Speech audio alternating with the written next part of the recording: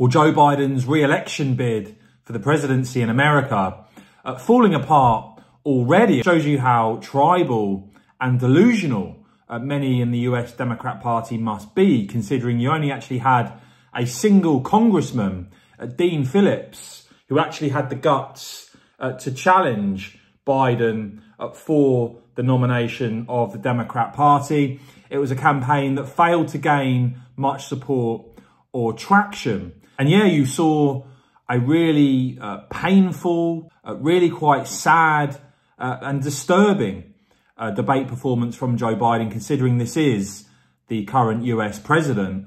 The total initiative relative to what we're going to do with more Border Patrol and more asylum officers. President Trump? I really don't know what he said at the end of that sentence. I don't think he knows what he said either. Look, we had the safest border in the history of our country. The border, all he had to do was leave it. All he had to do was leave it.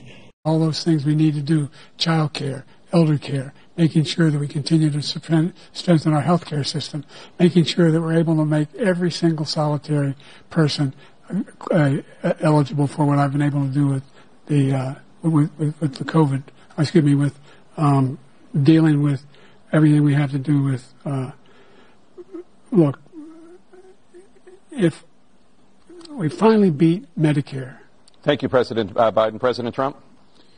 Well, he's right. He did beat Medicare. He beat it to death, and he's destroying Medicare because all of these people are coming in. They're putting them on Medicare. They're putting them on... Joe, you did such a great job. You answered every question. You knew all the facts.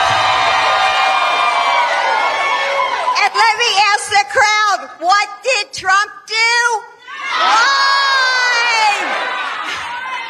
Yes. That has already seen him now under pressure, potentially to quit, to give it up. I mean, just look at the feedback, for instance, Frank Luntz with voters, asking a focus group of undecided voters how many of them were more convinced to vote for Biden, 0 raising their hands, half of them actually saying they voted for him in 2020. If anybody in America thinks that was even close to being an okay debate by Joe Biden, I'm living in a parallel universe. That was an unmitigated disaster for President Biden from the second he walked out to the closing statement. The biggest issue for Democrats is abortion, and he couldn't give an answer.